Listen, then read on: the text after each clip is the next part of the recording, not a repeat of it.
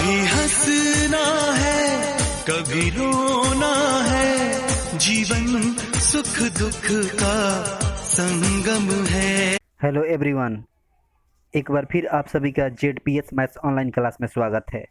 जैसा कि स्क्रीन पर आप देख पा रहे हैं, मैं 10th क्लास लिया है मैंने, बिहार बोर्ड हिंदी मीडियम।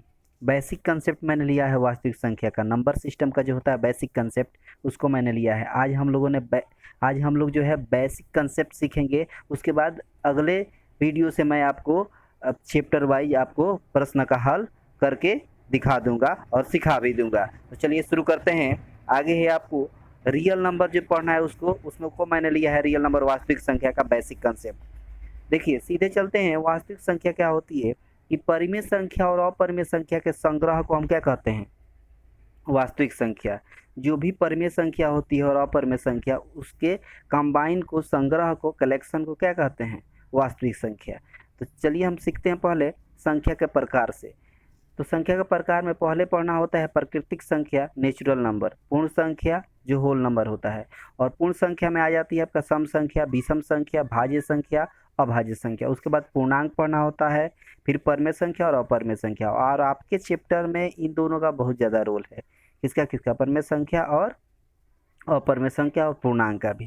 तो चलिए एक एक करके सीखते हैं। प्राकृतिक संख्या वह संख्या जो 1 से शुरू हो, 1 से स्टार्ट हो और इन्फिनिटिव तक जाए, उसको हम क्या बोलेंगे?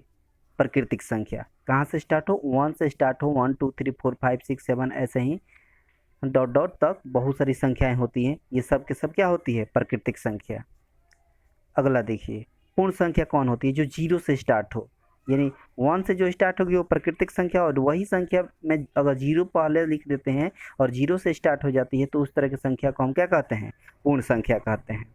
आगे चलिए अगला क्या है। और उसी पूर्ण संख्या के अंदर सम संख्या आती है।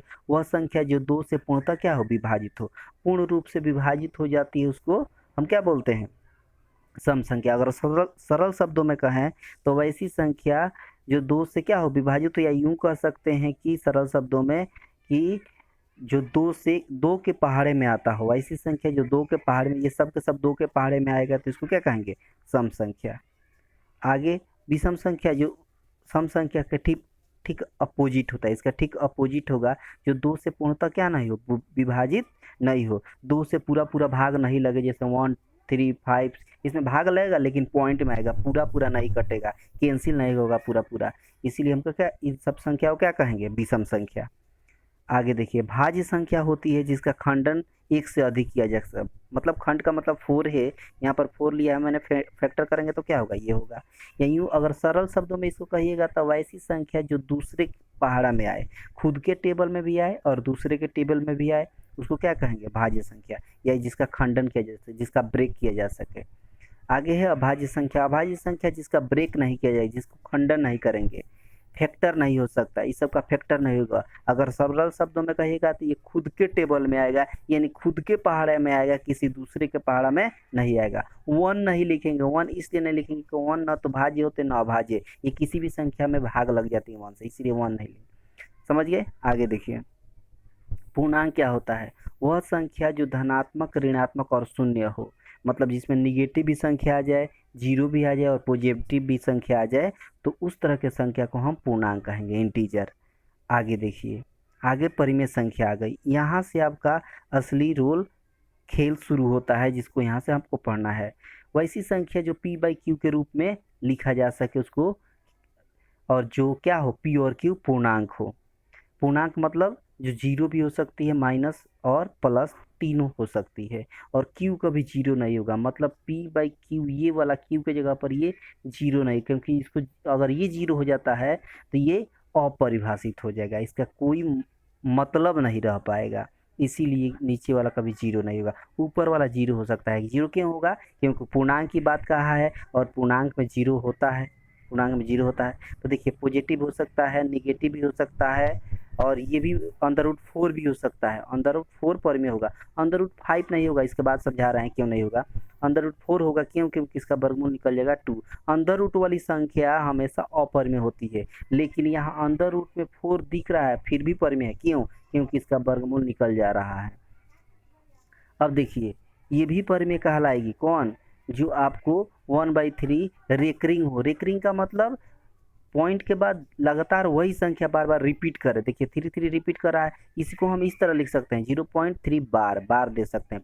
ऊपर लाइन खींच देने से बार हो जाता है। तो ये भी क्या होता है, परिमेय संख्या जो रिपीट हो बार बार। ये भी देखिए 7/6 भी परिमेय संख्या होगी, क्योंकि 1.166 देखिए रिपीट हो रहा है, तो ये भी परिमेय संख्या होगी। यहाँ देखिए 15/7 ये भी परिमेय संख्या होगी, क्योंकि भाग दीजिएगा तो 2.14257। देखिए यहाँ देखिए 2.142857, फिर देखिए 142857 लगातार 2 आ गया। तो इसको हम इस तरह लिख सकते हैं, किस तरह, 2 के बाद पॉइंट लिखकर ये एक ही संख्या लिखकर लगातार जो है ये रिपीट हो रहा है। 14 28 57 रिपीट हो रहा है बार बार, तो इसके ऊपर हम बार लिख सकते हैं इस तरह। तो जो रिपीट हो बार बार वो परिमेय संख्या होगा, अगर रिपीट नहीं होता तो अपरिमेय हो जाती। समझ गए? तो चलिए आगे देखते हैं, सीखते हैं अपरिमेय संख्या कौन होगी। वह संख्या जिसे p/q के रूप में न ही लिखा जाएगा। देखिए यहाँ पर बोले थे ना √2 क्या होगा, अपरिमेय। क्यों होगा तो समझिए, कि पॉइंट के बाद देखिए रिपीट नहीं हो रहा है। 1414 तो यहाँ आया है लगातार, फिर अलग हो गया है 213, देखिए रिपीट नहीं हो रहा है, इसीलिए क्या हो गया, अपरिमेय। ये सब भी अपरिमेय, ये रिपीट नहीं करेगा। इसका वर्गमूल निकालिएगा तो संख्या पॉइंट के बाद रिपीट नहीं करेगा। जो संख्या पॉइंट के बाद रिपीट ना हो वो अपरिमेय होगी। देखिए ये भी रिपीट नहीं कर रहा है, अलग अलग संख्याएं रहे। और देखिए ये पाई जो होता है ना, पाई ये अपरिमेय होता है, लेकिन वहीं अगर 22/7 की बात कहा जाए तो ये परिमेय होगा। देखिए इसको इसमें हम लिख सकते हैं परिमेय संख्या में 22/7 हम लिख सकते हैं। 22/7 परिमेय, याद रखिएगा। पाई को अपरिमेय कहेंगे और पाई का जो वैल्यू होता है 22/7 इसको हम परिमेय कहेंगे, याद रखिएगा। और ये अपरिमेय क्यों है, क्योंकि इसका वैल्यू देख रहे हैं कि बार बार आ रहा है। इसको भाग दे दीजिएगा तब ये आ रहा है, तब इसको कहेंगे अपरिमेय। लेकिन 22/7 अगर सिंपल कहें तो ये क्या होगा, परिमेय। तो उम्मीद करते हैं कि आपको ये समझ आया होगा। अगर रियली में पसंद आया होगा तो इस वीडियो को लाइक, शेयर और सब्सक्राइब ज़रूर कीजिएगा। अगली वीडियो आपको मिलता रहेगा। धन्यवाद।